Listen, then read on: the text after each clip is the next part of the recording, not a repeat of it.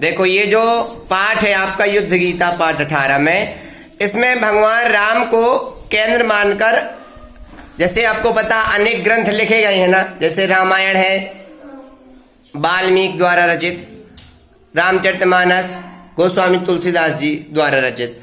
तो वहीं से आदिकाल कवि वाल्मीकि जी ने और कालिदास भवभूति आदि परंपराओं में तुलसीदास जी के द्वारा उनके संदर्भ में भूत भविष्य और वर्तमान आदि की कथा, देश काल की सब सीमाएं समाप्त करने के लिए उन्होंने सब लिखी हुई है।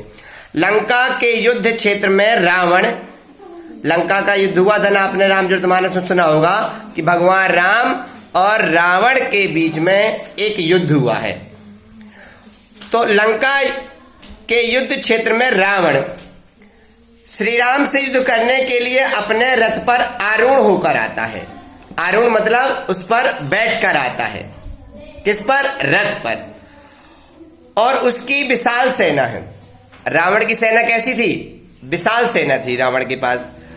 उसके सामने, उसके पास जो और साधन थे, उसके साधन तथा युद्ध की तैयारी भी विशाल थी। अब रावण बहुत बड़ा शक्तिशाली साम्राज्य था, राक्षसों का है ना रावण, तो उसका रावण क्या था? राजा था। तो उसकी बहुत विशाल सेना थी, उसके पास युद्ध सामग्री भी बहुत थी और उसकी तैयारी भी युद्ध की बहुत अच्छी थी।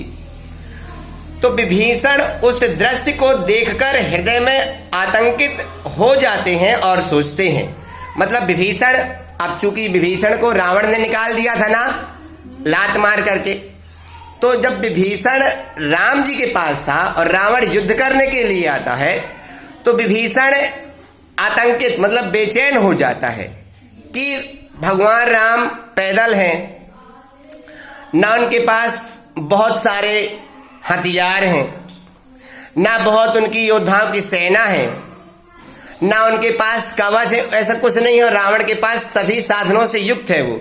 तो क्या होता है कि क्या बिना साधनों के राम रावण को पराजित कर सकेंगे? वो ऐसा सोचता है।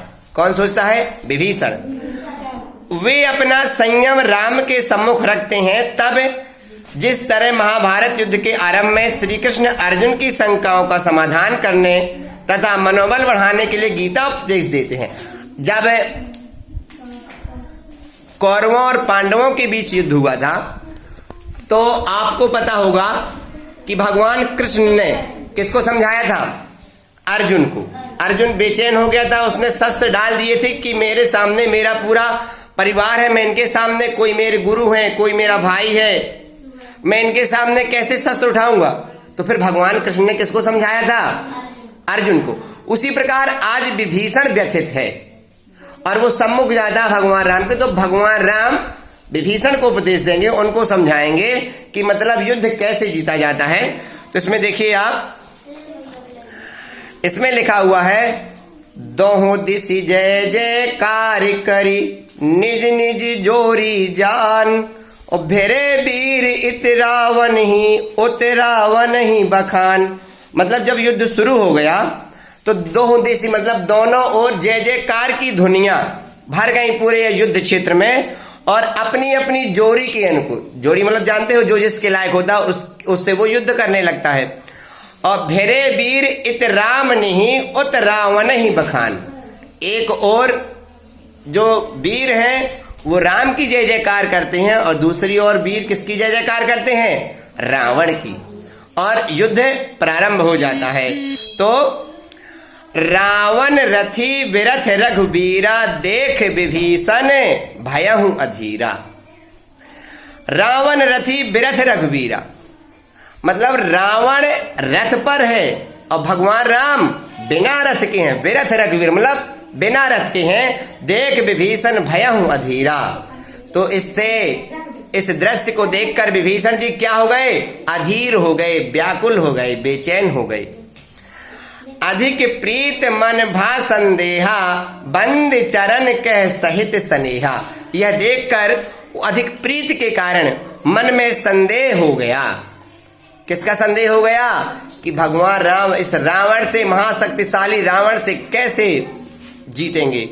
बंद चरण कह सहित स्नेहा। उसने हाथ जोड़कर, किसने? विभीषण ने हाथ जोड़कर भगवान राम से कहा बंद चरण के सहित स्नेह, हाथों को जोड़कर चरणों की वंदना करके और स्नेह पूर्वक कहा, नाथ नरथ नहीं तन पद त्राना, और कही विधि जितब वीर बलवाना, कि हे नाथ, ना तो आपके पास रथ है, ना तन मतलब तन को ढांकने के लिए कवच है, ना त्राना मतलब पैरों पे ना आपके जूते चप्पल हैं। आप इस वीर बलवान राक्षस रावण को कैसे जीतेंगे? मतलब भगवान राम के पास ना तो रथ था, ना पैरों में जूते चप्पल थे, ना कवच। आप लोगों ने देखा होगा जब वीर लड़ते हैं तो वो पूरे अस्त्र शस्त्र सहित अपने कवच को धारण किए रहते हैं ना। तो विभीषण कहते हैं कि आप इन सब के बिना इस महाशक्तिशाली रावण से कैसे जीतेंगे, कैसे लड़ेंगे? तो सुना हूं सखा कह कृपा निधाना, जय जय होए सो चंदन आना। भगवान राम कहते हैं विभीषण से, उनके सखा थे विभीषण, तो भगवान राम कहते हैं कि हे विभीषण सुनो, विजय कैसे मिलती है? भगवान राम ने कहा इन सब चीजों से विजय नहीं मिलती, कि आपके पास रथ है कि रथ नहीं है, कि आपके पास कवच है कि आपके पास जूते, इन सब चीजों से विजय हासिल नहीं होती। तो किस चीज से विजय हासिल होती है? भगवान राम ने अब किसको समझाया? विभीषण को, कि सुनहु सखा कह कृपा निधाना, और जे ही जय होए सो चंदन आना। जहां से विजय होती है वह रथ दूसरा है। सौरज धीरज तेहि रथ चाका, सत्यशील दृढ़ ध्वजा पताका।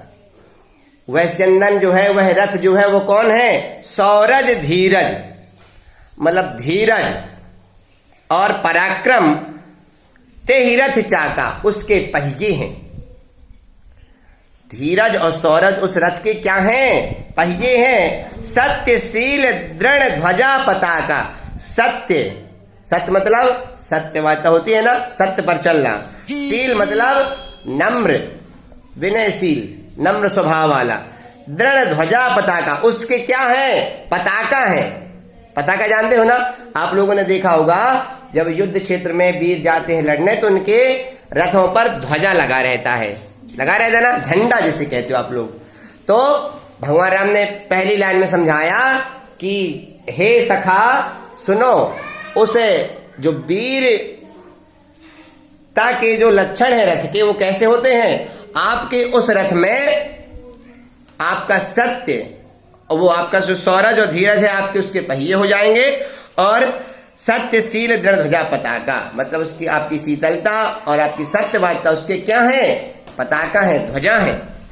बल विवेक दम परहित घोरे, क्षमा कृपा समता रज जोरे। बल विवेक, आपका बल और विवेक मतलब सोचने की क्षमता, आपकी बुद्धि। दम परहित घोरे, दूसरों का हित करना, ये आपके क्या है? बल विवेक दम और परहित, ये चार उसके क्या है? घोड़े हैं। मतलब क्या क्या? बल बुद्धि, दूसरों का हित, और दम मतलब अपने अहंकारों को, अपने अज्ञानता को और अपने लक्षणों को क्या करना? दम करना मतलब उसको दबाना, नष्ट करना, बुराइयों को नष्ट करना। ये चार क्या है? आपके घोड़े हैं। किसके? उस रथ के। क्षमा कृपा समता रज जोरे, क्षमा मतलब दूसरों को क्षमा करना, कृपा मतलब दूसरों पर क्या करना? कृपा करना, कृपा दृष्टि बनाना, दूसरों का अहित न करना। समता रज जोरे, ये किससे जुड़े हुए हैं? समता मतलब एक समान, रज मतलब रस्सी से जुड़े हुए हैं। मतलब उसके कौन कौन घोड़े हैं? बल विवेक और दम और परहित, ये चार घोड़े हैं। और किन रस्सियों से जुड़े हुए हैं वो? क्षमा कृपा समता रजु जोरे। ईस भजन सारथी सुजाना, विरत चर्म संतोष कृपाना। उस रथ का सारथी कौन है? ईश्वर का भजन। ईश्वर का भजन क्या है? उसका सारथी है रथ का। यदि आप ईश्वर के साथ जुड़े हुए हैं तो वही आपका क्या है? ईश्वर भजन क्या है? उसका सारथी है।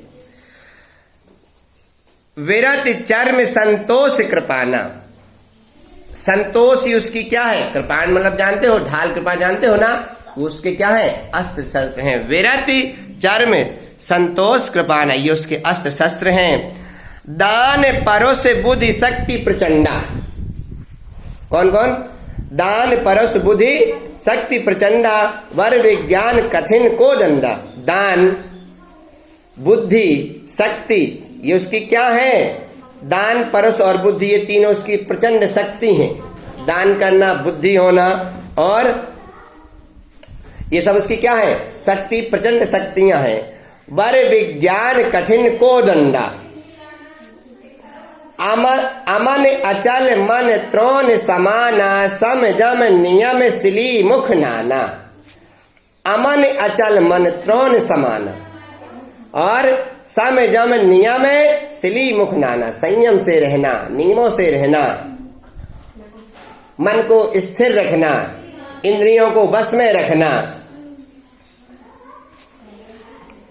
कवच अभेद विप्र गुरु पूजा, कवच अभेद विप्र गुरु पूजा। गुरु की पूजा, विप्र की पूजा क्या है? अभेद कवच है। यदि आप गुरु का सम्मान करते हो, गुरु की पूजा करते हो, तो वही उसका क्या है? उसका कवच है। जैसे विभीषण ने कहा था ना कि आपके पास कवच भी नहीं है, तो उन्हें भगवान ने बताया कि कवच क्या है? गुरु की पूजा। अभेद कवच है, उसको कोई भेद नहीं सकता, क्योंकि गुरु की आप आदर, पूजा, सत्कार करोगे, उनका आशीर्वाद रहेगा, तो वही आपका क्या है? कवच है, जो आपको क्या करेगा? सुरक्षित रखेगा। यही समय विजय उपाय न दूजा। भगवान राम ने बता दिया कि इनके अलावा आपके लिए दूसरा विजय का उपाय नहीं है। भगवान राम ने सब कुछ बता दिया कि क्या उसके घोड़े हैं, क्या उसका पताका है, क्या उसके पहिए हैं, क्या उसके घोड़ों को जोड़ने वाली रस्सी है, क्या उसका भेद कवच है, क्या उसकी शक्ति है रथ की, बता दिया ना। सखा धर्म में असरथ जाके जीतन कह ना कतहु रिपता के। अब भगवान राम ने कहा कि हे सखा, जिसके पास ऐसा रथ हो उसको कौन शत्रु हरा सकता है? कोई हरा सकता है क्या? नहीं। ये किसने बताया है? भगवान राम ने। किसकी शंका को दूर करने के लिए?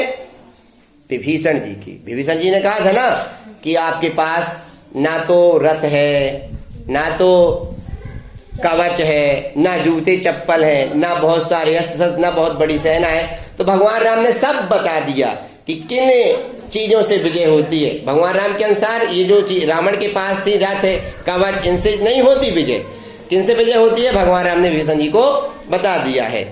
अब महा अजय संसार रिपु जीत सके को वीर, और जाके असरथ होए दृढ़ सुनहु सखा मति धीर। अब भगवान राम कहते हैं कि ये जो संसार भी आपका शत्रु हो जाए, और यदि आपके पास ऐसा रथ है, तो आपको जीतने वाला कोई भी शत्रु नहीं है, भले आपको पूरा संसार शत्रु हो जाए। सुन प्रभु वचन विभीषण है, हरस गहे पद कंज, और ये ही मिस मोहि उपदेश हो राम कृपा सुख पुंज। अब विभीषण जी ने जब भगवान राम की ऐसी वाणी सुनी रथ के बारे में, तो उन्होंने क्या किया? उनके चरणों की वंदना की और उन्होंने कहा कि आपने इसी बहाने मुझे क्या कर दिया? एक ज्ञान दे दिया। तो ये उनके द्वारा बताया गया क्या था? जो संदेह था विभीषण जी का, उसको दूर करने के लिए भगवान राम ने क्या किया था? उस रथ का वर्णन किया था। तो विभीषण जी की शंका दूर हो जाएगी कि उनको पता चल गया कि किस विधि से क्या होता है, शत्रु पर विजय पाई जाती है। तो समझ में आ गया? पूरा आ गया समझ में?